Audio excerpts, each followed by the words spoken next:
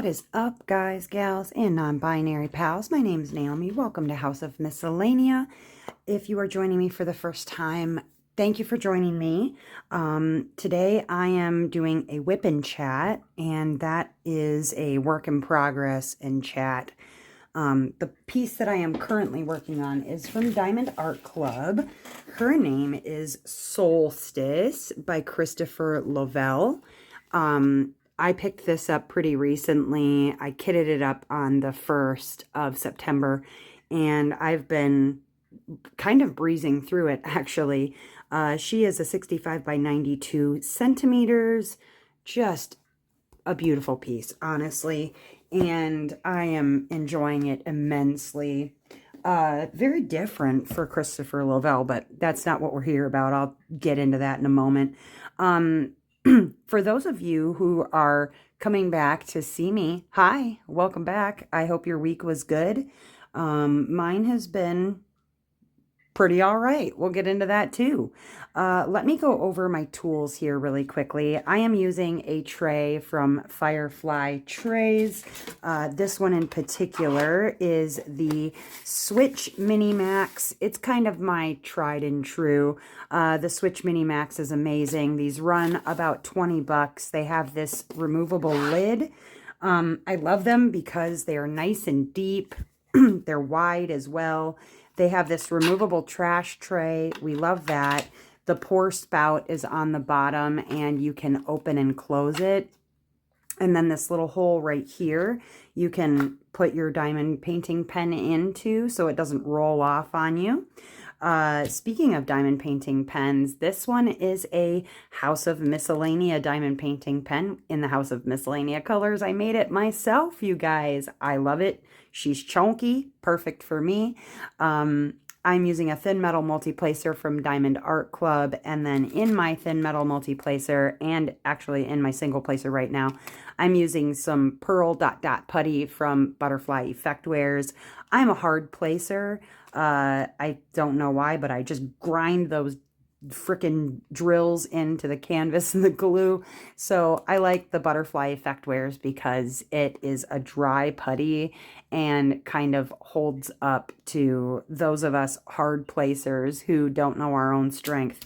That all said, once again, thank you for joining me. If it's your first time, what we do here on these WIP and chats, if you're unfamiliar, is for about an hour, I'm going to work on this work in progress, Solstice, and then kind of catch you up on my personal life for the week. I talk a little bit about what I've been up to, maybe some plans for the channel if there's any updates there. And then what I usually do is for the last half, I talk about mental health and or other topics related kind of to my mental health. And I use actually a tarot deck called the Fairies Oracle. This is the back of the card. And this is art by Brian Froud.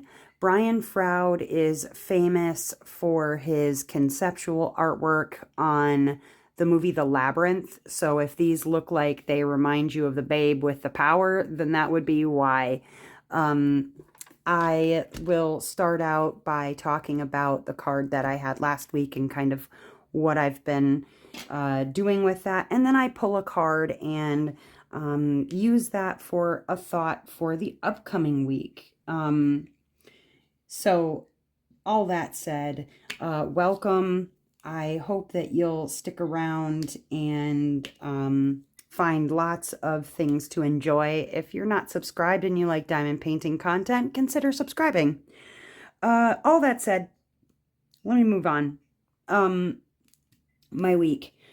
It's actually been a pretty uneventful week. I did miss yesterday's live, and I didn't realize that my internet was not holding up in the workspace. I was at my in-laws, and they have notoriously crap cell and internet service, especially when I'm out in the workspace in the garage. I was working on some resin things for pens. I have a couple of pen orders, a few that need filled, and so I needed to pour the other half of one, and I got to let that do its thing. It was just so freaking hot last week. There just wasn't much point to working with resin at all. And so this week I will be doing, at least making the blanks and getting those ready so that by next week I will be able to turn everything, probably all in a couple of days or whatever. I'm super, super excited about the orders that I have been receiving for intention pens. And now that I have sent out the last of this group that I feature in a video about intention pens, I will be posting a whole video about intention pens, what you can use them for, what they are, all that fun stuff. So if you are yourself curious about intention pens, I can give you some more information about it.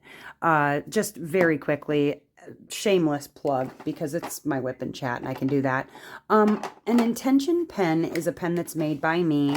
And inside of these intention pens, I imbue them with specific things. It's a little woo-woo, I understand.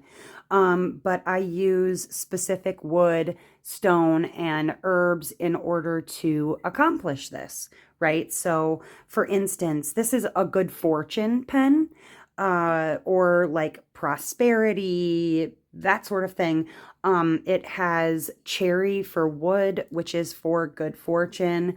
It has witch's grass inside of the resin, along with jasmine for prosperity. Witch's grass is for luck and happiness. And then I have beautiful tiger eye stones inside of the resin. So you're not going to be getting any synthetic stones in these. These are all very real herbs and stones to accomplish the task that I'm looking to imbue into these intention pens. But like another example here would be, this one is like new patterns, new beginnings, manifestation of change, that sort of thing. And this is also cherry, which is for both good fortune and new beginnings. I have in here for the herbs echinacea and cornflower, for like self-understanding and spiritual vision, and then amazonite for the stone, a beautiful blue stone. I love amazonite. But these two pens are available if you're interested. Please hit me up in an email, or if you're in the Discord, shoot me a message on the Discord. There's also a link down in the description if you want to join the Discord. But these two are available, and I take orders for your own personalized intention pen. So that's what I was talking about. Sorry to plug those again. If you've heard this spiel before, I hope you just fast forwarded through. But that's kind of what my life's been about, honestly. I have some really cool news with regard to the intention pens. And it's not actually about the intention pens. It's about Zodiac pens, because I'm going to be offering Zodiac pens as well. I want to show you something really cool. I got to grab it though. Hold on just a second. Okay, so one of the Dazzlers, that's the group, that's what they call themselves, the Dazzlers, found for me these really freaking cool symbols that I can use in the intention pens. And I don't know if I want to use both or just one. In the resin, I don't know. I really don't know yet, but I know I want to use one. They are like actually the words for the Zodiac. I love these, you guys. They're so freaking cool. And I feel like they would fit right inside of a resin pen that has, you know, the stones and whatever, and it could sit just in there. And it would sit on top of the stones, I think would be the best place for it, or on top of the herbs. Only thing is it would have to be like, boom, dead center, so that I don't actually grind it down. These would probably work best in a thicker pen. But the other thing that they found, oh my gosh, and it all came in the same set, and I thought, oh, those are so cool. are these, they're actually the constellations for the zodiac. And these are really cool. And again, I think it would have to be in kind of a thicker pen, but like you see, you've got Scorpio and Sagittarius. I think that's Gemini. I have to look them up because I can't remember exactly. Oh no, this is Scorpio. I think that's Leo. But yeah, just really neat.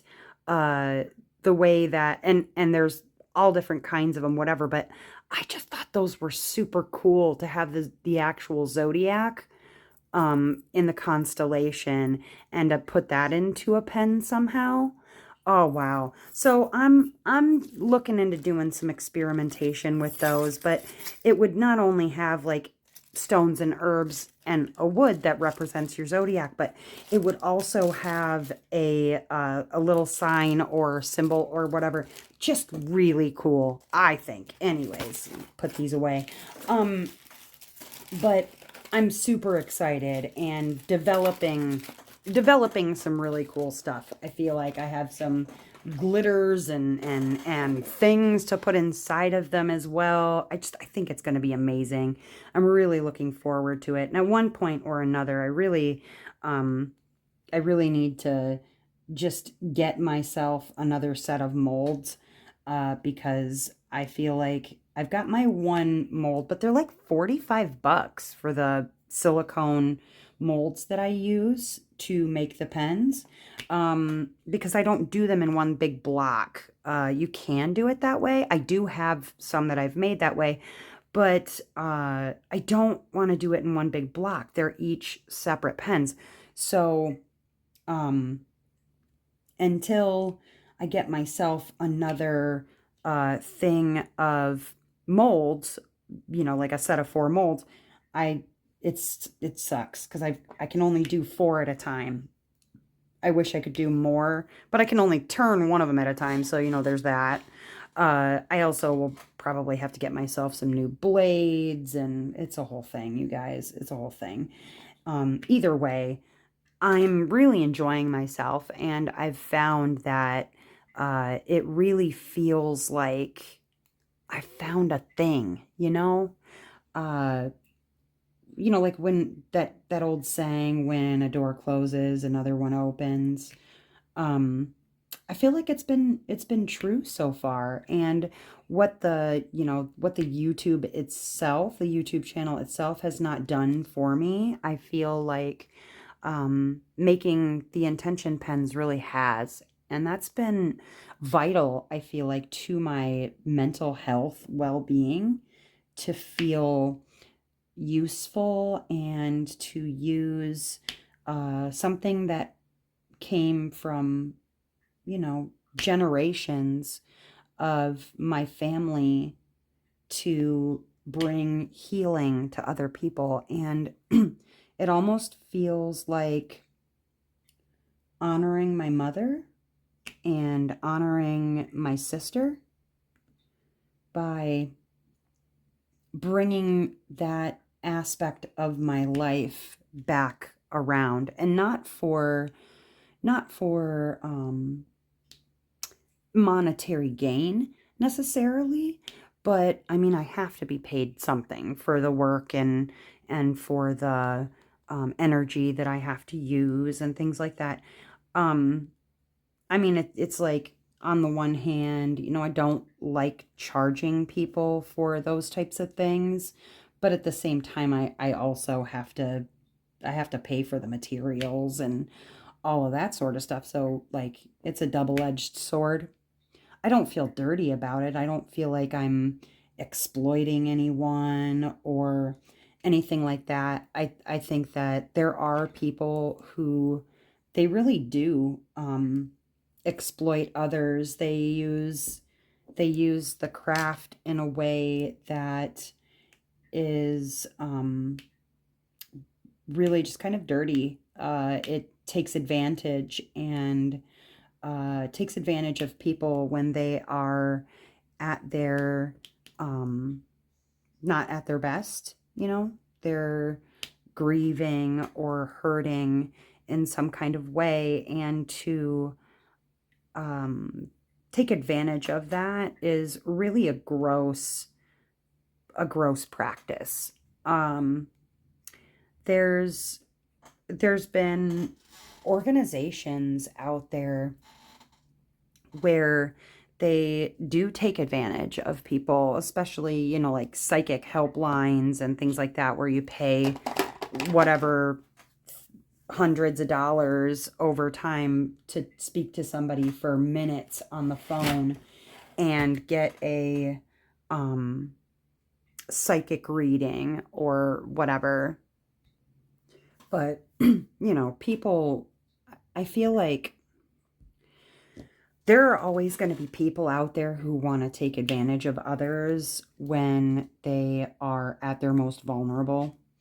And a good example of that, and not in a, like, you know, Miss Cleo type way, but when I was trying to find information on a place to go to rehab, okay, I ran into issues, like, you know, I was just literally like looking online for information about detox, rehab. You know, I didn't know how to start. I didn't know where to begin.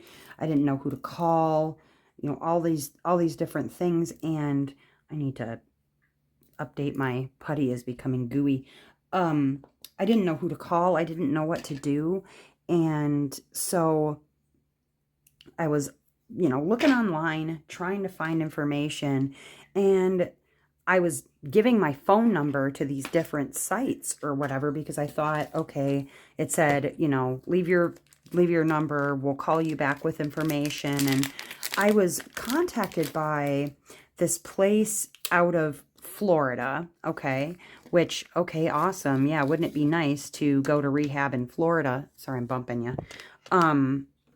Wouldn't it be nice to go to rehab someplace out of Florida and enjoy some sand and sun and whatever? But come to find out, did more research, found out that these types of places, they don't actually offer any supervision of a person. It's basically like, oh yeah, come to rehab and, you know, find your serenity, blah, blah, blah, blah, but there's no supervision, there's no classes or whatever. It's basically a scam. You scam your insurance to go to this rehab, which more or less I was reading up on all of these places that were in Florida that were rehabs. I put that in quotes. And eventually you find out that, like, there's literally drug dealers on every freaking corner nearby. And what a gross way to take advantage of not only insurance scamming, but then on top of that, like, people who are really honestly looking for help that end up finding that, thinking that they're doing the right thing. Like, can you imagine? Ugh. I was already in a weakened frame of mind. I was struggling. I was in a bad space when I decided to go into detox. And so, you know, to be almost scammed like that, and all I needed to know, honestly, was what someone, I don't remember who I ended up finally getting a hold of. Maybe it was like my local crisis center or something that told me the first thing that you need to do is go to the hospital and get essentially like an exam and a referral to go to rehab. Had anybody that I had talked to on the phone told me that, I would have known, oh, go to the hospital, get a referral, you know, whatever. But yeah, it was almost like I was getting sales calls for a couple of months after I got back home, even from doing rehab. And they were like, well, you know, there's always possibility of relapse. So if you need to get a hold of us, and it's like, I'll let you know, right? Sure, I'll let you know. Well, I did not relapse, and I do not intend to relapse. I'm, you know, 5 years sober at this point, so I'm not intending on relapse. That's not to say that crazy shit doesn't happen, but unlikely. However, if it happens, it happens, that I would not end up going to those places because I would not get any help. But that all said, I just don't care for scammy stuff like that. It just, when people are in a vulnerable position, it is not right to utilize that position and then take advantage. And so that's why honestly, I've been doing tarot readings and various things practically my whole life. I've never charged anyone for a tarot reading.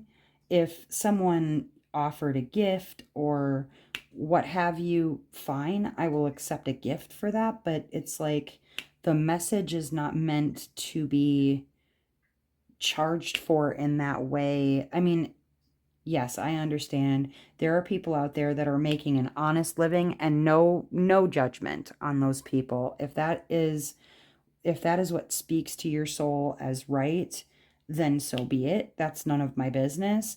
I'm just talking about what's right for me. And for me, I have not and likely would never charge for a reading. If I needed to, in order to better myself or better my position in life or whatever, if I was to need to charge someone because I was in a bad way, what have you, then it is what it is. I'm not judging anybody who does. I just, for right now and in the past, for me, it was just not right. It wouldn't have been right. And honestly, I feel like right now I'm mentally the healthiest I think I've been ever in my life, ever. And so I feel like, with as healthy as I'm feeling, and like the cloud that is lifted from my brain in how I'm thinking, I feel like I would be giving the best readings I've ever given. I think sometimes when I'm, pulling a card as a thought for the week or whatever, and it tends to correlate with what I've been talking about, I think some of that is just my being kind of in tune, and it shows that I'm a little more in tune than I have been in that way. It's funny to me when it happens, because it's like, I'm feeling the world's vibrations, or however you want to put that. Like I said, yeah, it's a little woo woo, it sounds a little nuts, but really though, it it never ceases to amaze me in the ways that the universe can speak to us and through us for others. And anyone, literally anyone, can give a tarot reading or read for another person. All of us are connected to the world around us, right? We're connected to the energy that exists. And so there's nothing wrong with a person like me who was born and raised in the pagan, way, than somebody who is just new, starting out and finding their feet as a solitary practitioner. I don't think that there's anything wrong with just being a person who's new to it and just starting out. We all got to start somewhere.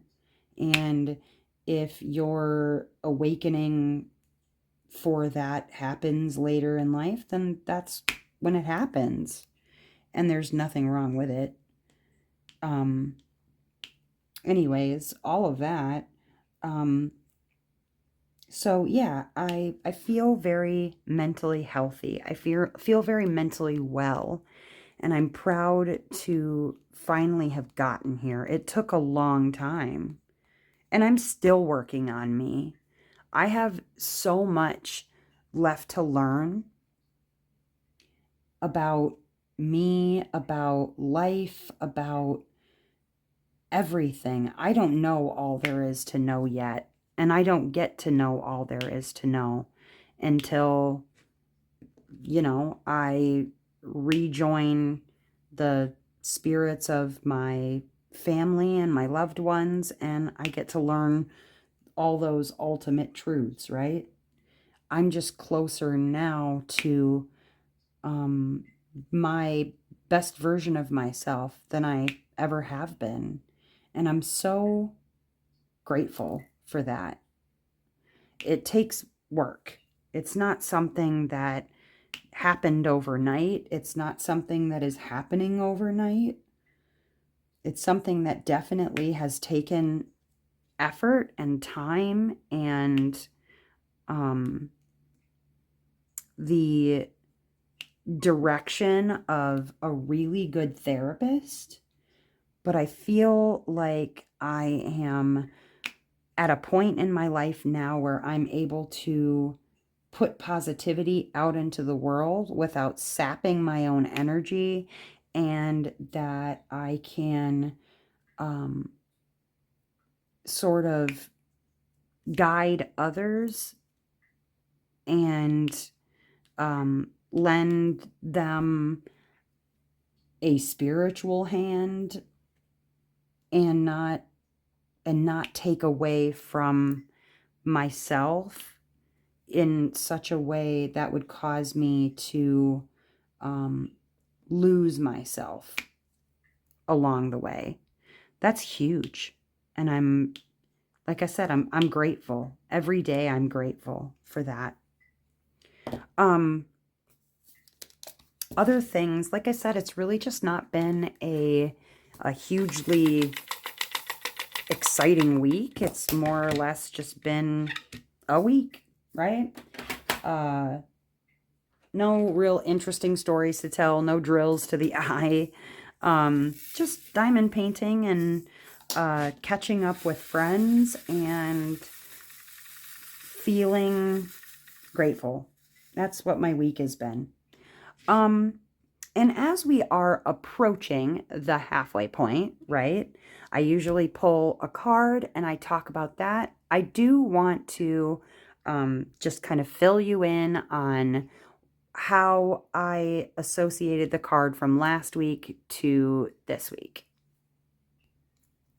Now, the card that I got last week spoke a lot about accepting change and embracing some new patterns that were about to emerge, things like that.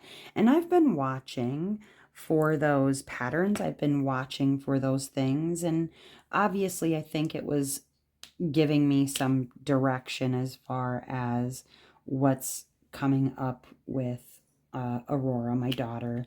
But I'm going to continue to watch for that sort of message, I suppose, to emerge and come up and smack me around a little bit.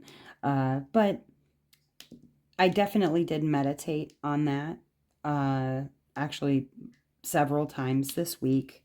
Talked a little bit about it with my therapist and kind of what that all meant. And actually, I talked to my sister, and my sister's 11 years younger than I am.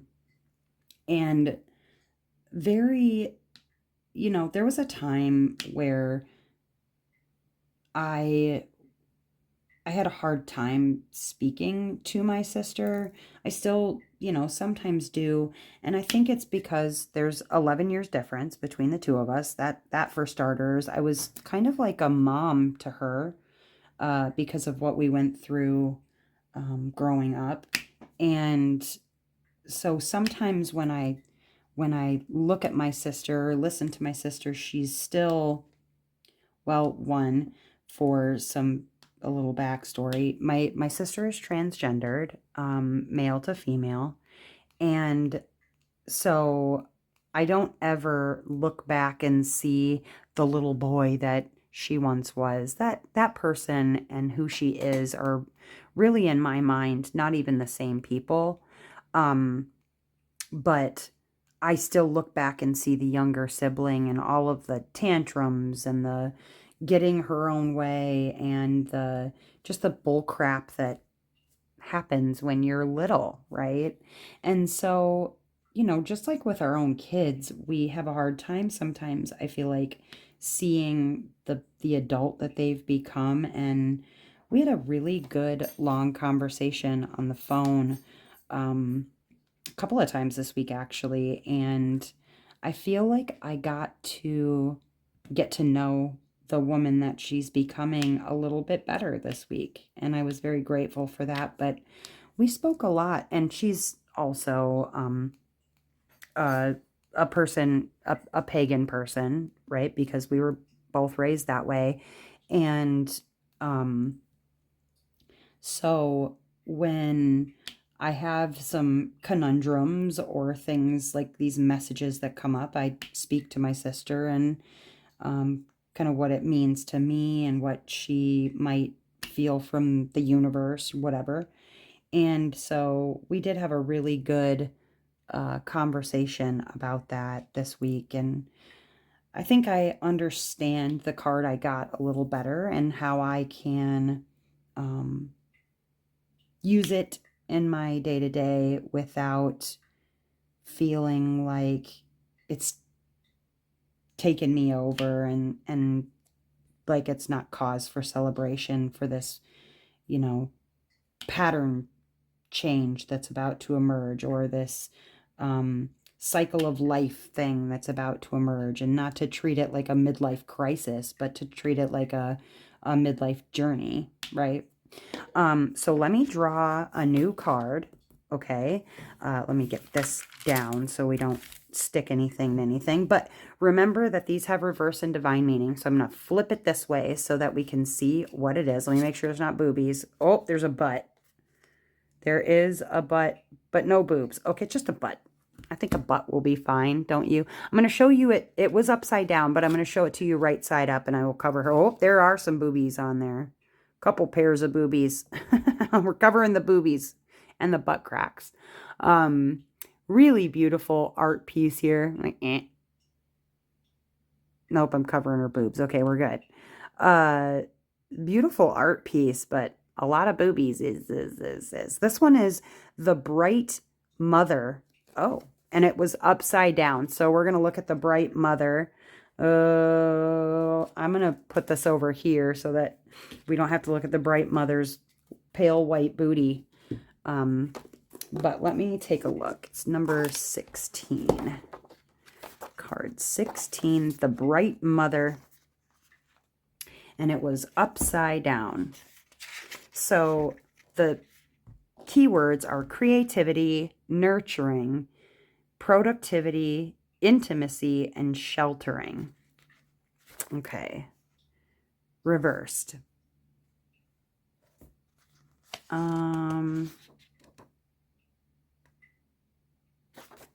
It says, when we are blocking the Bright Mother's energy in our lives, we have difficulty giving or receiving nurturing. This may manifest itself physically as well as emotionally. It could mean physical problems such as digestive or eating disorders, or emotional difficulties with giving care or receiving care from others. We may also be unclear about our emotional boundaries. Oof, that's a big one for me. When her energy is twisted, we see the Smother Mother, who refuses to let those within her care grow up and become independent, crippling them in their adult life. Or perhaps the warped energy becomes the Martyr Mother, who sacrifices everything for you, whether you want it or not, and then expects you to sacrifice everything for her forever. If we find ourselves, if we find in ourselves tendencies to do these things, we need to change both our habits and our deep programming, which may require professional help. At worst, the bright mother's energy becomes a fire of destruction, creating burnout where there should be nurturing. This happens when we give until we are exhausted and don't take time to nurture ourselves or allow others to do so. Rage or cruelty directed at those who rightfully depend upon us also falls into this extreme category. Okay, I don't think this is about me, but it is actually very relevant to what my sister and I talked about, because I brought up, and I believe I said this in my last WIP and chat, about the relationship that I had with my mom, and how before I actually thought about the fact that when it came to Aurora, wanting to move away and things like that, that like my initial reaction, my knee-jerk reaction was almost to manipulate and to make her feel like I needed her and she couldn't leave, and don't leave me, I can't, da da da da da, like the whole thing. And the reason why is because, and I've talked about it, a little bit, but my mom died, and that's what this tattoo is for, actually. My mom died in March of 2019, the same year I got sober. Within a few months, actually. She died before I got better. But my mom had borderline personality disorder, and I've talked about that and what that's like and whatnot. And that smother mother, oh my God, that was my mom. So much.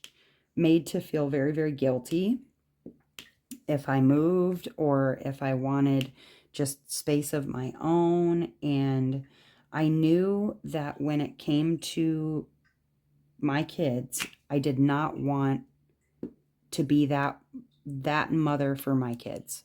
They don't need that mother. If I raise them right, then they shouldn't really need me much at all, right? Conversations, yes, and advice and things like that. But really, if I did my job right, then they should be independent enough to take care of their own stuff and to go out into the world on their own. And so I needed to make sure that I did not display that mother when talking to Aurora. Now, I want to talk a little bit about what the effects of manipulation or smothering can have on those that we love and care about. Now, smothering is very specific, right? This isn't just nurturing or caring for a person. It's like holding a baby bird in your hands and squeezing it so hard that you just suck the life right out of it, that you kill it because you aren't holding on loosely and allowing it room to breathe and room to think and room to grow. And sometimes we do this in relationships without realizing it, whether that is our romantic relationships, our friendships, our relationships with our children, etc. We have this monster inside of us that just needs and needs and needs and needs. And I've not had this issue, and I think part of that is, one is autism. and then two, because I also I'm not a big like glommy person in my relationships. In fact, I'm usually the one who ends up destroying everything because it's just too good at that moment. But that said, I have been smothered plenty of times by a parent, by a you know, relationship, um, with a former boyfriend or girlfriend. Like it's I've been the smothered. I have not been the smotherer, right? But I feel like if you're a smotherer, you may not know you're doing it, or you may know you're doing it. And for those who are doing it on purpose, sometimes you care enough to fix that and to not do that to the ones that you love. Sometimes maybe you don't. You don't care at all, and you figure that, you know, they need to love you, and you're just trying to show them love and whatever. But what you're not understanding is the detrimental effect that that can have on the person whom you are, that you have in a stranglehold, essentially. Um, Part of the issue is that when we smother other people with our love, thinking, oh, but I'm just showing them how much I genuinely care and what have you, uh, there's this sense of independence that becomes lost. I don't like my space being invaded in such a way that I don't feel like I'm an autonomous person. In fact, I am the kind of person that, if smothered in a relationship, I will run. I'll just ghost somebody or try to break free, never speak to them. It's like if I feel like somebody's trying to grab me too hard, I'm out of there. Bye. See you later. You know, I don't want to I don't want to be around.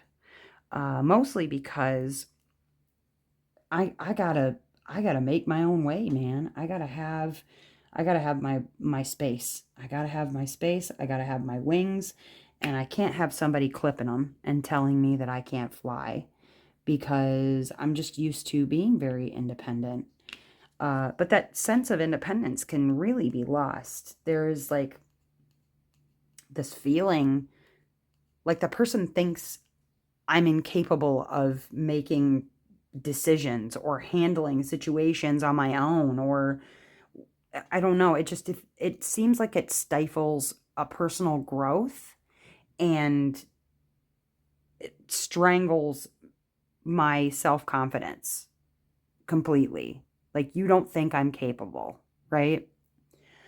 There's also this resentment that comes along with it, like what usually it starts out as a caring behavior, eventually feels really, excuse me, intrusive. And then it becomes like tense. It's like you have, you have like hemmed me in so much that now I feel like you're in my space when you're not even around. It's almost like a hard to breathe situation. Like I don't know what it is. It's almost like confinement in a tiny little box, and I can't be confined in that way. I don't like it at all. I don't know many people who do. Some do. Usually those people have codependency issues, right? But for those who have a healthy sense of self, they don't like being smothered. Um, Also, there's this feeling like you don't trust them, right? If you got to be up my ass so far like that, then you must not trust me to be to be honest with you, like it almost feels like my fidelity is in question, whether that is, you know, romantic or not. It's like you don't trust me enough to believe that I wouldn't harm you. Like, and also that old adage that like people who are so distrustful of a partner either A, have been cheated on before, which is sometimes the case, but often they have cheated themselves, right? So like if you're smothering me, I got to wonder like why are you all up in my business like this? Um and then if you don't have faith in my abilities or in my judgment, like either A, I'm going to pull away from you and like become more secretive, right? It's going to make it worse. I'm just going to be like, well, I can't be around you. You don't trust me. Or I'm going to feel like I need to keep secrets because when I share things with a person who's smothering me and then you make me feel like, nope, I don't trust that you were where you said you were. Well, then I'm not going to tell you where I'm at all, right? It's like either A, screw you, I'm going to do what I want, I'm an adult, or B, like now I know you're just going to become upset when I go do this or this, that I can't tell you that I've gone to do those things at all because you're going to be upset with me. It's not a way to live. It really isn't. And I understand that, sure, there are people who themselves have borderline personality disorder, or they have these issues where they lack trust, or they feel like people are abandoning them or whatever. But if you recognize that it's happening, or somebody points it out to you that it's happening and you don't address it in some sort of way, that willful ignorance, you're not going to be able to blame that on mental health forever. Your friends and your family, like they can see you, right? And if you can't take their word for it that you're smothering them, you're choosing that at that point. If you're not listening to what others are saying about you. The other thing is like there's a burnout, right, that happens when a person can feel smothered. It's like I just can't you're you know like the term spoons for mental health, where it's like you have so many spoons and it costs this many spoons to wash your hair and it costs this many spoons to do day to day, da da da, whatever. Well, like being around a person who's very smothering, that can eat up so much of that emotional real estate so quickly that it's like at a certain point, I get burnt out being around them. I'm like, my energy is sapped before I've even gotten on the phone with these people. Sometimes that can be true of, like I said, my sister. There are days where she calls and I just simply do not answer the phone. I love her. I love her a lot, but there are some things that it's like it saps my energy and I have to make a decision about whether or not I'm ready to utilize the energy that I have for a person, any person that day. But I also feel like if a person is smothering me, I can't be open and honest, and it just, I feel like that person is going to give me some sort of like massive overreaction. So I'm always on edge waiting for the overreaction, or some unsolicited advice that I didn't ask for. Um, and it really blows any good chance at healthy communication. It's like even trying to tell that person like, hey, I feel like this is eating up a lot of my energy or whatever. Then they start to, do the manipulation thing where like, you don't care about me. And it's like, oh God, if I even feel that conversation about to happen, I'll ghost a person outright. I can't be jumped on like that. It's just too much. It also, I feel like when there's a smotherer in the relationship, it seems like it's stifling to both people's personal growth. It's like you may not, if you're smothering, you may not have the space to learn from your own experiences and then, or no, that this, like, when you smother someone, it can feel like you don't trust them to uh, learn from their own experiences. And then when you're doing the smothering, you can become really overly focused on somebody else's life and not look at your own stuff. That's what I was trying to say. Um, and it can really be at the expense of your own personal development because you're so busy trying to busybody up in other people's lives. And then ultimately, it's like that relationship can't last. Um, People do not want to build relationships with people who smother. And so I don't know, I can almost be the opposite where I don't, maybe sometimes it's felt like I don't give enough into a relationship.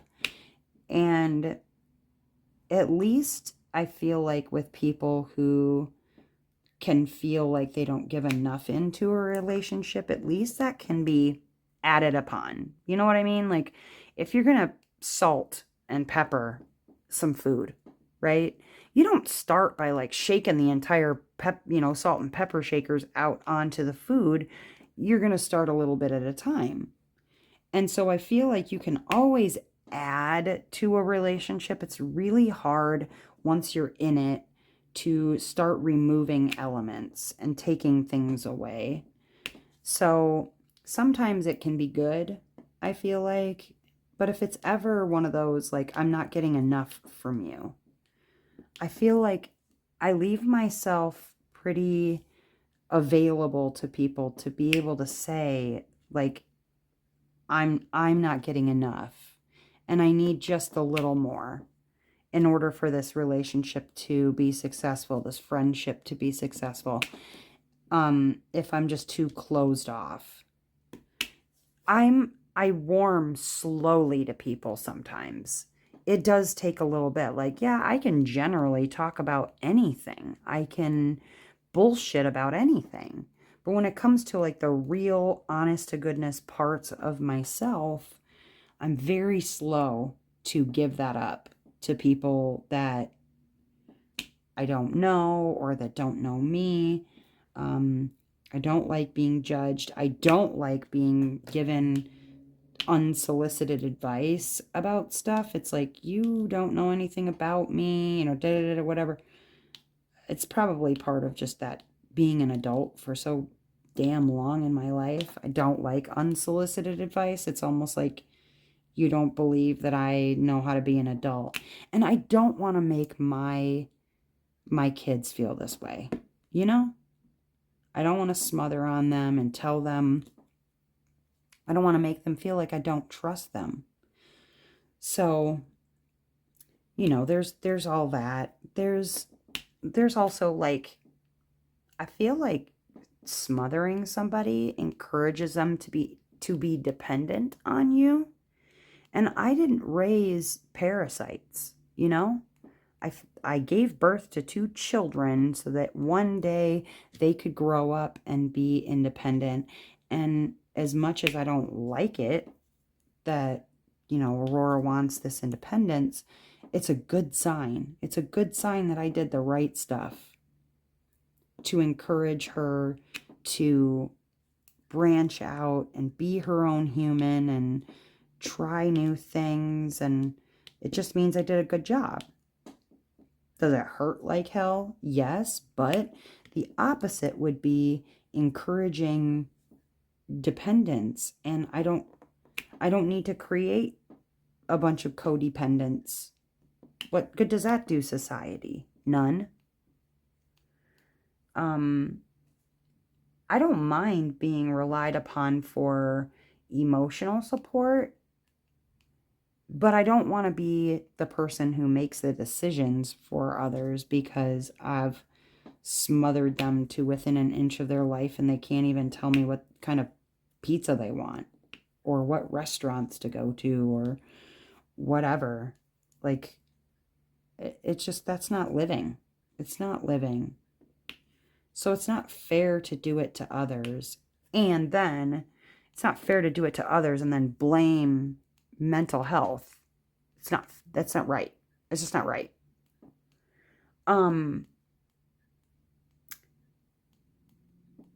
Also, it seems like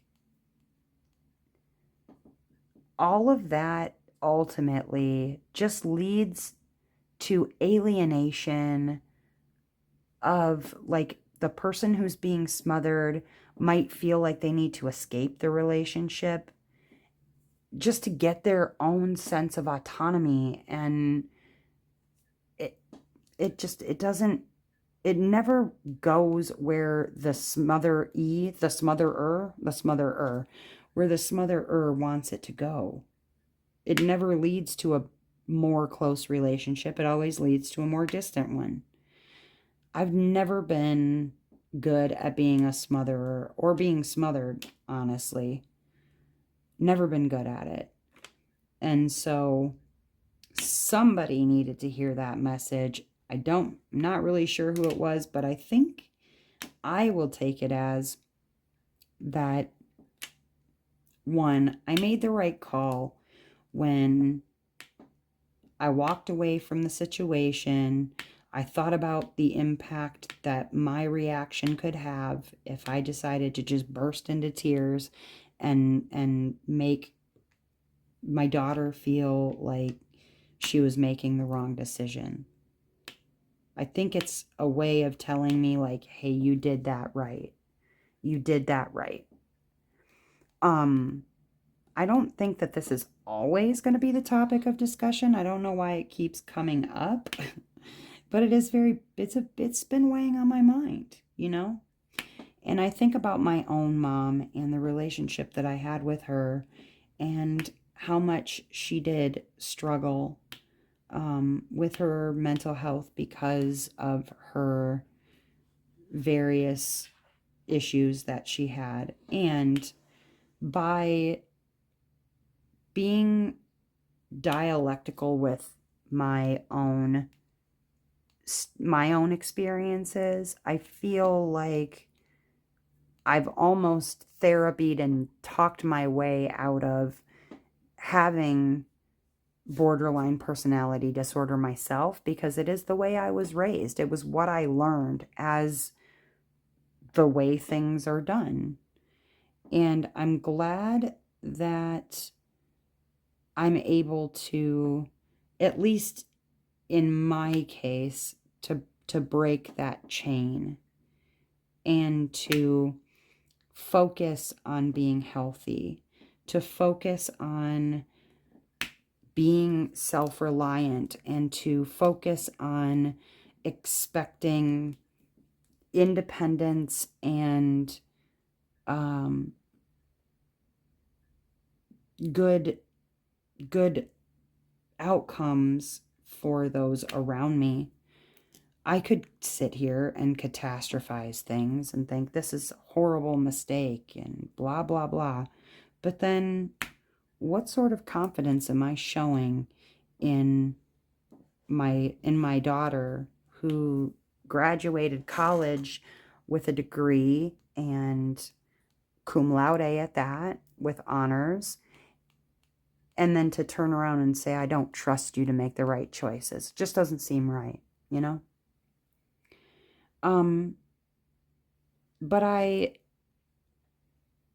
do know that I will continue to learn from this. I will continue to grow from this, and I will continue to encourage others to find the right balance with their own relationships, whether it's mother-daughter, mother-son, friend and friend, you know, a loved one, significant other, whatever it happens to be. I encourage you to really examine inside of yourself those ways in which you may not even realize you're doing with either smothering others or making them feel smothered.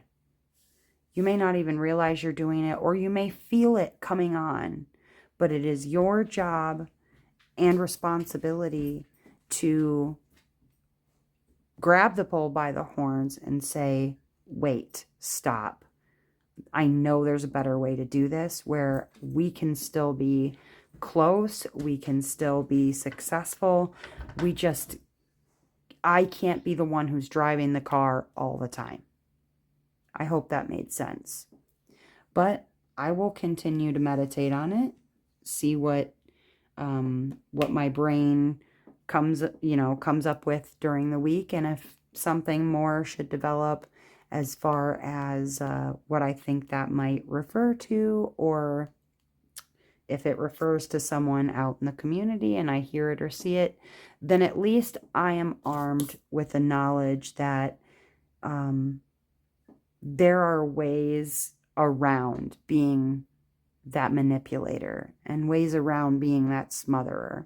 You just have to take the path that is right next to the one that you decided to take. It's taken a little right or a left slide step one way or the other, and shifting gears and really considering what your words mean and how they feel, right? Either way, you guys, good chat. I hope that you find something to do with that in your daily life or in your week. How is this working out for you guys? Are you enjoying the oracle card read? Should I skip that and go back to just talking about mental health? Give me some opinions in the comments. Otherwise, leave a like if you enjoyed this video. Leave me a comment down below. How's your week been?